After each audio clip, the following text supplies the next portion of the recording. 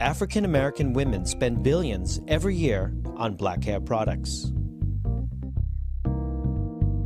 Even though they only make up 10% of the American population, they buy 70% of all wigs and extensions purchased here in the United States.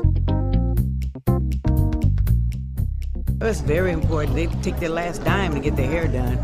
They go hungry before they let their hair go to look bad. My journey into the world of black hair begins in Oakland, California, at the Black Hair Extravaganza. Put your hands together. Somebody say, unleash the dragon. When you look at her, it's like her crown. She's a queen, you know, so she needs like extra pieces and braids and big hair. It's like a crown. I just feel, you know what I'm saying, your hair important. If your hair messed up, you feel me, brothers ain't gonna try to get at you, females gonna knock you, you feel me. Basically, you gotta have your hair tight. What?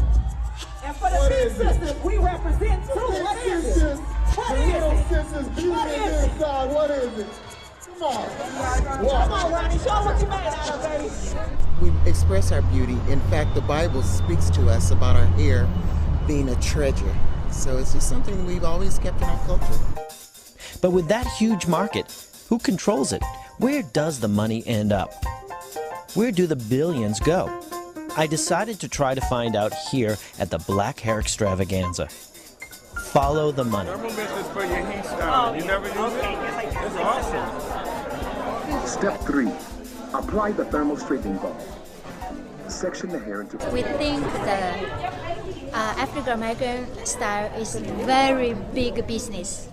Almost every week they change the style for hair. Everybody wants to be a part of our market because we're the #1 consumer. We spend 10 to 1 on anybody in hair. In the retail market right now, majority of the retail stores are ran by Koreans. And more of the Korean stores that are ran by, the 90%, are supported 100% by black African money. It's so unfair, you know, that they take our money. But once again, part of it is our blame. We allow what happened. Is this true that the Koreans dominate the black hair industry? What you're looking at is one of the Black Beauty Supply magazines that inform people who are interested in black hair products.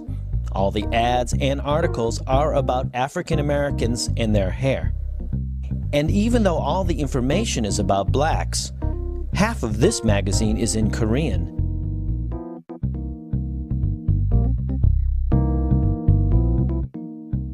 And this magazine, Beauty Times, which is the #1 publication for black beauty store owners, is written entirely in Korean. It's here, inside Beauty Times, that I spot Dr. Tony Leno, a black hair expert who writes a monthly column for this magazine.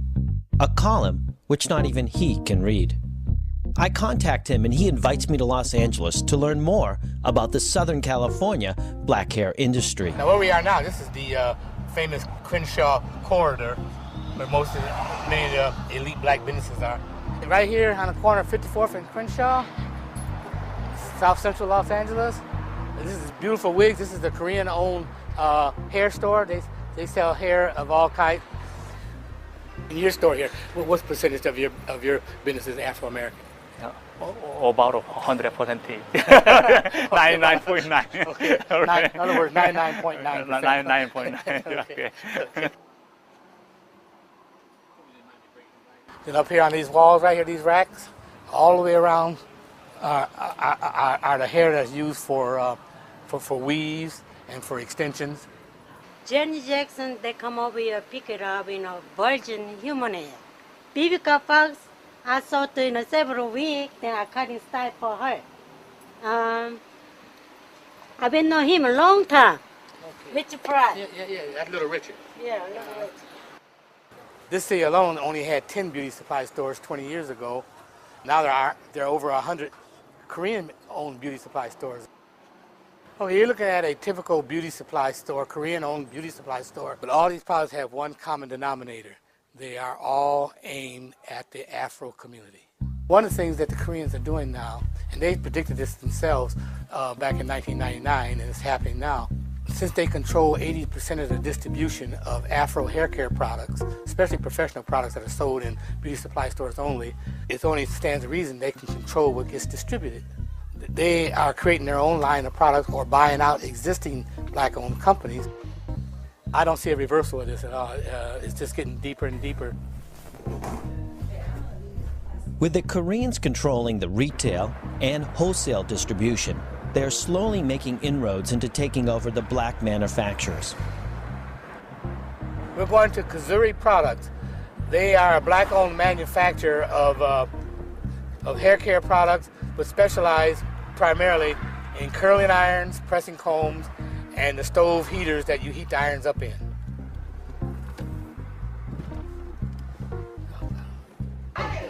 This is Lucky White, who owns Kazuri along with her husband. We have been in business for over 30 years, and we are a black company selling to black beauty supplies and also to black hairstylists, and we make a quality product. Everyone look at our product as being the best in the industry. However, since the Asians have been here, they are cutting us out, telling us that our product is not in demand any longer.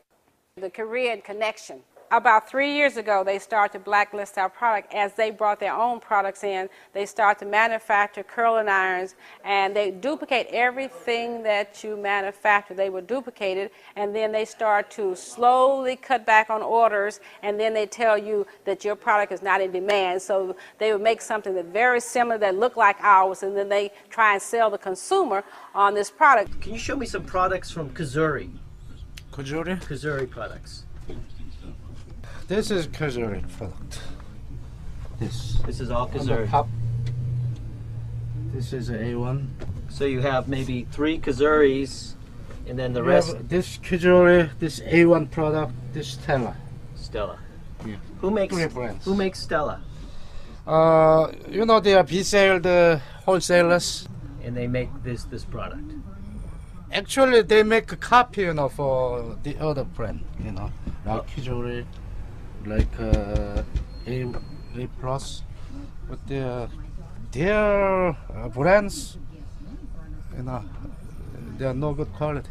Not good quality. No, just copy for the others. They are really trying to shut us out of the industry. They're telling you they will no longer distribute your product in these stores? They tell us that our product is not in demand any longer, but that's just an excuse not to purchase our products. This is actually a T-bumper by Kazuri. I use it all the time. This is the place to be, a black hair salon in San Jose, California. Kazuri products are much in demand. We use them here. We have a setup here. We also have one here. We use their spritz as well. We use their whole lineup, so they are in high demand.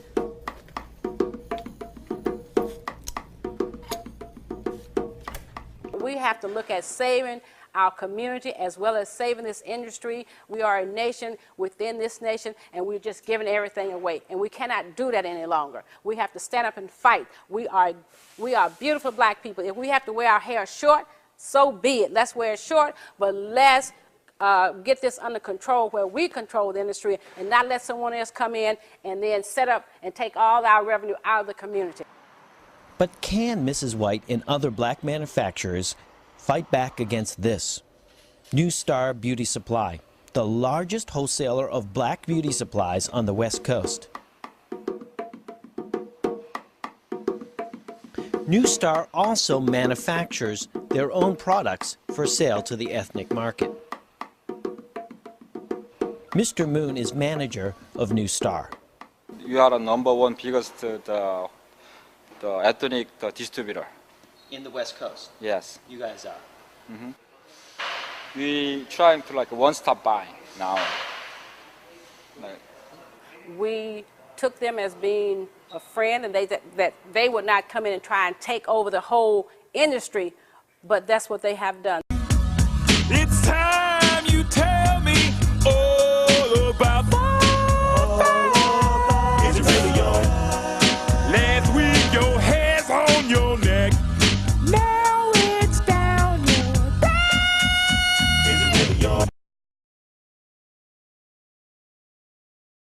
and they got in. Now they control it, and they are really boasting about it, and they are talking about it, and then they are laughing at us all the way to the bank.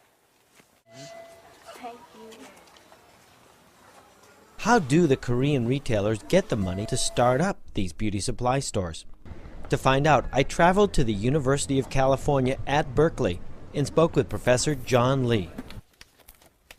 Many of the ones that started recently came from South Korea that was much more enriched. So by selling their farm or by selling their apartment, they could have this initial pot of money to start relatively small businesses in urban areas. Furthermore, they had encouragement, sometimes quite explicitly in terms of funding by relatives, friends, and other sorts of religious or whatnot networks to provide them with money to start their business. So it's fair to say that there are all sorts of formal and informal means by which Korean Americans and South Korean business people dominate the market and are implicitly unwilling to let competition challenge their dominance. So the two magazines, they're all in Korean. Mm-hmm. I mean, does that seem like fair business practice?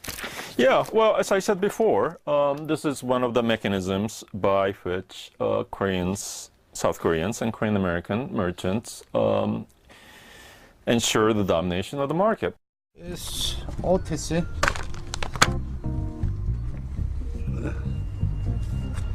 OTC. Later, I learned that what we're seeing now, the Korean domination of the black hair industry, had its start back in the early 60s with the help of both the Korean government and the United States government. This is Chosun, one of the most respected newspapers in South Korea. And it's inside the archives of this newspaper that I discovered a document from 1965 in which the wig manufacturers in Korea convinced the Korean government to ban the export of raw hair, making it impossible for anyone to manufacture wigs from the highly desirable Korean hair population, except for the Korean manufacturers themselves. And 6 months after the Korean ban on the export of hair, the United States government banned the import of any wig that contained hair from China.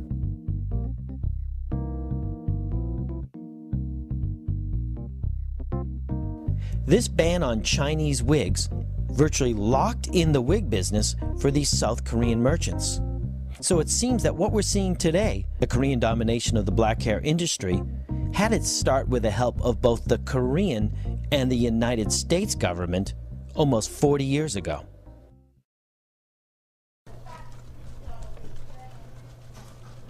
You blow the whistle on what's going on, just like we are discussing now, and inform people. They'll be surprised and delighted too. Well, I think people are informed, but I mean, black people as a whole, they just don't have much unity as Koreans do, or any other race. It just doesn't have much unity. As a whole, we don't stick together. Well, you know, this is a new millennium, and people, if they look at the past, and perhaps they can deduce from that they can change the future based on the past. They can. But the young people have to be enlightened. The black dollar needs to be spent with your black people as much as possible. We kind of take each other for granted sometimes, but I think when things like this happen, we always seem to come together like other tragedies. And, you know, human nature allows us to do that. We can come together for human tragedies, but when it comes down to the almighty dollar, that's not the case. They did not seem to pull together for the dollar. Denny's Restaurant, Oakland, California. Here, members of the black beauty supply industry in Northern California have gathered to discuss the Korean domination of their industry and the possibility of creating an organization to take back the black hair industry. Now, we used to have a total monopoly on this beauty business. Now we've lost. It's only about 2 or 3 of us in Oakland now, and it used to be nothing but us in Oakland purchasing these products. Most of the beauty supplies in the Bay Area, Korean beauty supplies, they have organizations. And their organization, most of the time, they tell who to sell and who not to sell. Like 5 years ago or 4 years ago, when Micro Yak was so popular and so hot, they wouldn't sell to me. And the reason they wouldn't sell to me is like, glamorous, and Ebony told them not to sell. And sometimes we used to order through Ahmed, you know, Lake Merritt Beauty Supply, because they don't see. They don't think you're black. The Koreans don't think you're black. No, I mean when they call me, they think that I'm a Korean store. You know. Are you black or Asian? How do you feel about that? Are you black or Asian? I was like, that's crazy. What does that have to do with me purchasing a product from you? So, since they can't sell it to us, why we can't sue them? Thank you. We have people that are able to get these hair products. Right. I think that's where we need to start. And then we go to the next level, because if they don't want to sell to you, they will figure out a way not to sell to you. A lawsuit will just make them even stronger-willed about it. The way I'm looking at it, if you walked into Macy's, Macy's discriminated against you, what would you do? Well, you know what? It's a whole different world. You have more. Okay. If you don't tell me nothing, I'm gonna keep doing it. Okay. Lawsuits may get their attention. Bad publicity may get their attention, but you know what will get their attention? Money. If your money does not go to them and it goes to somebody else, and then once you start giving money, you start swaying the way they think.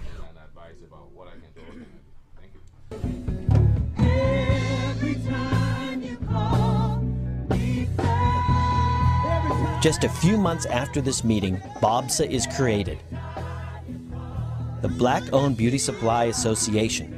Their first event is here at this gospel event on the square in Oakland, California. It's here that they begin to raise awareness of the black hair issue and promote a hair show. I'm from Dallas. I got my hair from Korean Beauty Supply. What do you think about what they're trying to do? I think that is great. I am just like so on board with that. We are a black-owned beauty supply, and what we are, $10 in Dallas, in Texas. We are like all about supporting black-owned businesses, and we complain about that a lot, that there aren't any black-owned beauty supplies in Texas. So, you know, I think it's great. I think it's great. I think it's about time. I just think it's very interesting. I got a little information about it. They had a little line card that gave me names of different people in different areas, which is very helpful. And then they are under association with, these are reputable hairdressers. So, and that's important too, because your hair is important.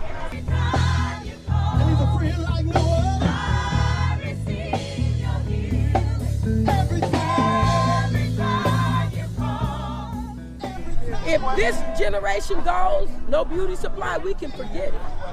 We can forget it. Nobody will come up. We're just barely scratching the surface trying to say, hey, wait, you can't take that from me. Hey, wait a minute, I'm a part of this. What are you doing? They won't have the know-how or the power to be able to go into that, because it'll be totally dominated by Koreans. Totally dominated.